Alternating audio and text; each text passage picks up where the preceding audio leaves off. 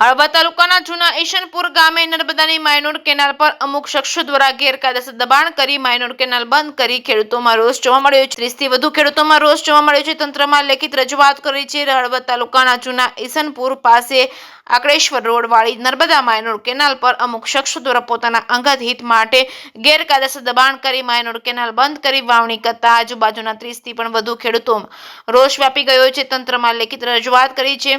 હળવદ તાલુકાના જૂના ઈશનપુર ગામે આકડેશ્વર જવાના રસ્તે નર્મદાની માયનોર કેનાલ બંધ કરી ગેરકાયદેસર દબાણ કરી વાવણી કરી રસ્તો બંધ કરતા આજુબાજુના 30થી વધુ ખેડૂતોમાં રોષની લાગણી ફેલાઈ છે। માયનોર કેનાલ સાફ સફાઈ કરાવવાની ખેડૂતો દ્વારા છેલ્લા કેટલાય સમયથી રજૂઆત કરવામાં આવે છે, પરંતુ તંત્ર દ્વારા આજ દિન સુધી કાર્યવાહી કરવામાં નથી આવી।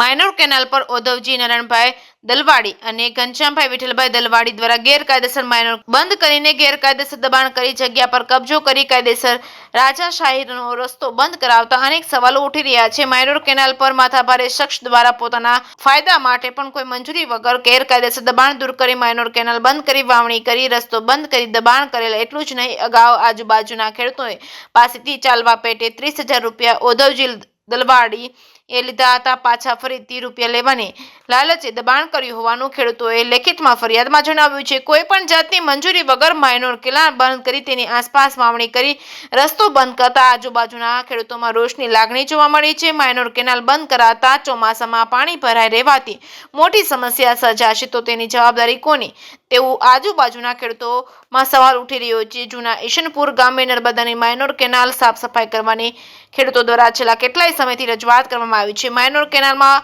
ભૂમાફિયા દ્વારા ગેરકાયદેસર દબાણ કરી વાવણી કરવામાં આવતા ખેડૂતોમાં રોષની લાગણી સાથે તાત્કાલિક ધોરણે કાર્યવાહી કરવા હળવદ મામલતદારને રજૂઆત કરવામાં આવી છે। જેકેએસ ન્યૂઝ ગુજરાતી સાથે શ્રીકાંત પટેલ, મોરબી। શ્યામજીભાઈ, હવે આ ધોરિયા કેનાલને બુરી જઈ છે, એને ધોરિયા કેનાલને સાફ કરાવવાની અને સાફ કરાવીને જલ્દી અમને પાણી મળે એવી અમારી માંગ છે।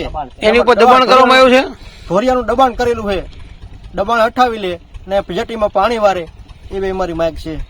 ભાઈ માજી સરપંચ ઈશનપુર, આ નર્મદાની બટલા કેનાલ 4-5 વર્ષથી બનાવી છે અને પાણી ચાલુ થતું નથી અને ખેડૂત પાછા બોરીને વાવેતર કરી નાખ્યું, તો આ દબાણ દૂર કરવું એવી મારી માંગ છે।